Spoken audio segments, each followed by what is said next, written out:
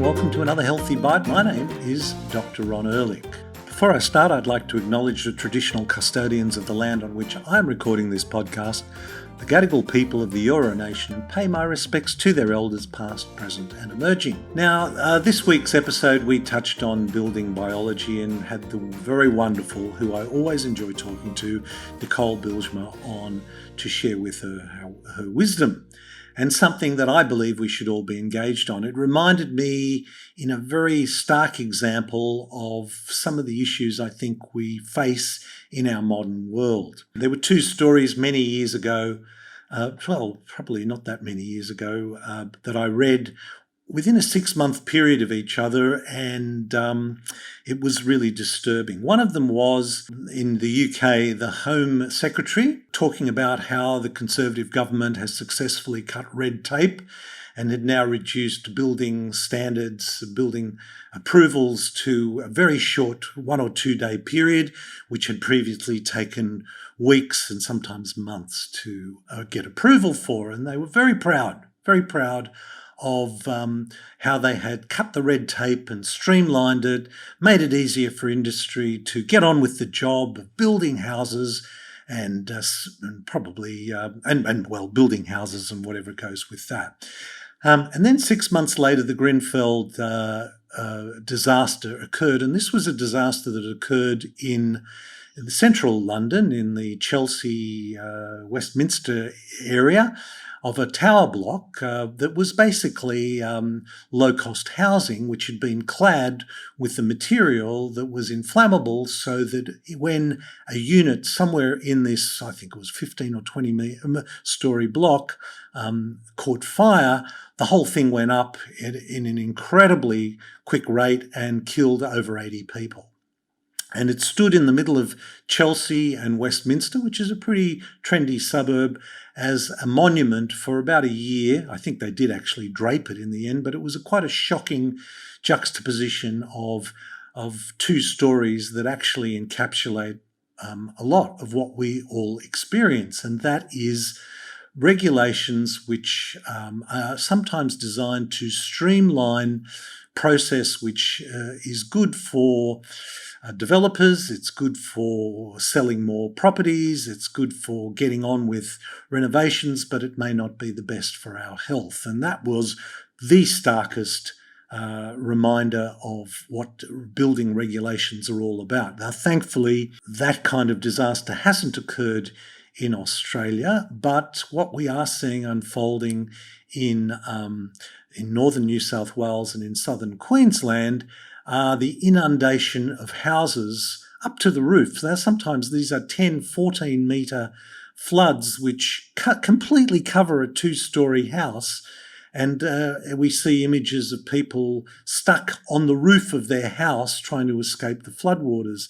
And this raises so many issues about what regulations allowed housing to be built on floodplains. And, it's a similar story. I mean, I think the number of deaths that occurred in the floods in northern New South Wales and southern Queensland ran into about 20 or 30. And the tragedy of that, not let alone the destruction of houses and livelihoods, is really a tragedy, and I feel for those people.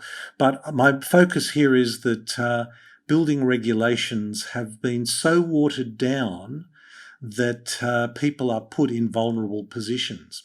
And this is by no means a new story. I mean, when we look at medical regulations, for example, in the FDA or here in Australia, the TGA, which are largely industry-funded, industry-sponsored bodies, we want to cut red tape. This is all about, a market-driven economy. This is all about letting the market dictate, cutting red tape, cutting regulations. It's nothing but a bother, isn't it, really? Well, actually, no, it's not. It's about, if regulations are properly regulated, it's about protecting human and environmental health, which takes me back to a podcast that I did 2 or 3 years ago with one of my all-time heroes, and that is Alan Savory, who said that a holistic context should sit above every decision that is made. And the holistic context that I would propose is, what does this decision adversely impact human or environmental health? How's that for a holistic context? So if every decision that was ever made by government, industry, business, healthcare practitioners, builders, you name it, the holistic context was, how is what I am going to do going to impact on human and environmental health? I think that's a holistic context that we should all be aspiring to, because we are clearly being let down so badly by regulatory bodies. And we used to think of media, news outlets as the fourth estate. They would protect us by uncovering illegal or immoral practices. Well, we now know, as we have followed through in this pandemic, that the former called news services, and perhaps I was always a little bit naive. I did refer to certain organisations as news organisations. I realise now they are media outlets. And the narrative is a word that more describes the news than news itself. Investigative journalism is really a dying art, sadly, because the bottom line is we need to click, we need to sell, we need to stay alive. And I understand that. But I think our regulatory bodies, our news services, our human health, our environmental health suffers because of it. And this is, all about regulation and becoming aware. So where does that leave us as individuals? Well, this is what the Unstress podcast is all about. This is what the Unstress program is all about. And that is about empowering individuals with information to convert confusion to clarity and information to knowledge. And with knowledge comes power. And you can, in a way, sift through what is really just PR and spin. I know when I published my own book. Now, here's a little bit of an insight to put this in perspective for you. When I published my own book, I had a publicist work with me for 6 months, and I ended up getting quite a few articles in various news media and papers, which was great, very exciting and all of that. But it prompted me to ask the PR agency, when you look at the newspaper, how much of the newspaper is PR and stories from PR agencies working for various industries, etc. And they said to me that they thought the first 20 or so pages of a newspaper, probably 70% of that was PR or spin. And that kind of surprised me a little bit. And it made me realise that really what I've read in the newspaper in the past, and when I know what I'm a real expert about is oral health. And when I read about oral health, sometimes in newspapers, it isn't always what I think it should be. And so for things like economics and politics and military and things like that, I wonder, well, that's not something I know a huge amount about. So I wonder how much of that is just PR and spin.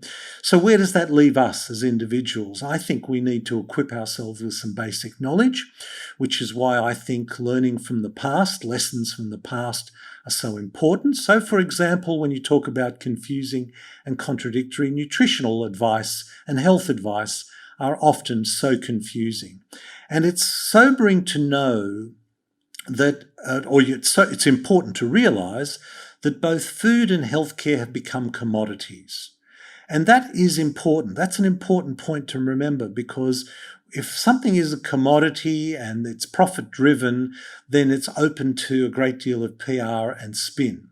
And when health becomes a commodity, then it's open to forces which are profit driven. And we've seen this through the pandemic. And to any regular listener, I would encourage you, if you haven't already, to go back and listen to the Healthy Bites about I think I'm up to 10 Ps of the pandemic, because really that's what this pandemic has been about, driven by profit, patents, power, politics, peer pressure, professors, psychosis. Yes, that does start with P.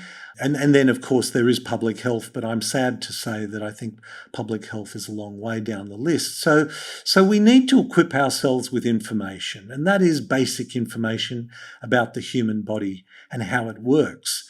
And the built environment is an important part of that human experience. And unfortunately, the built environment, and, I've built we've done renovations on my own home. And in this week's episode, Nicole talks about bathroom renovations. And I just thought we didn't have a minute's silence, but I knew I should have, because had I been a lot more aware of what I should have been, I would have done it slightly differently. But it raises all sorts of challenges, and that doesn't disempower us. It means in order to solve a problem, we need to reduce the load on our system.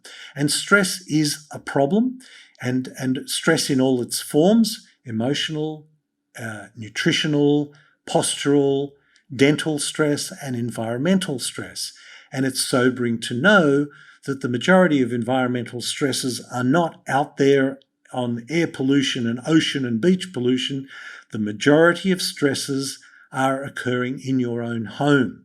So while you may be concerned about climate change, and we all are, and you may be concerned about pollution, and we all should be, what it's important to realize is that by making informed decisions, you can reduce you and your family's environmental stressors by up to 80 or 90%.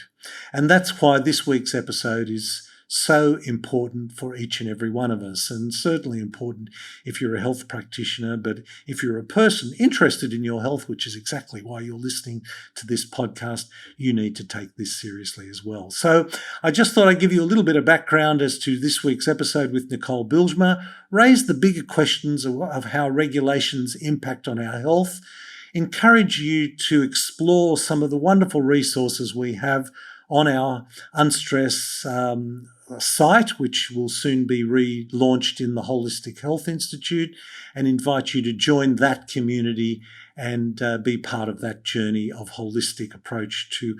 holistic context to your journey through life in this complicated world.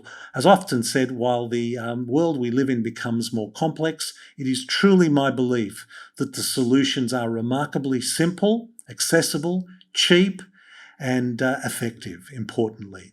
So I hope this finds you well. Until next time, this is Dr. Ron Ehrlich. Be well. This podcast provides general information and discussion about medicine, health, and related subjects. The content is not intended and should not be construed as medical advice or as a substitute for care by a qualified medical practitioner. If you or any other person has a medical concern, he or she should consult with an appropriately qualified medical practitioner. Guests who speak in this podcast express their own opinions, experiences, and conclusions.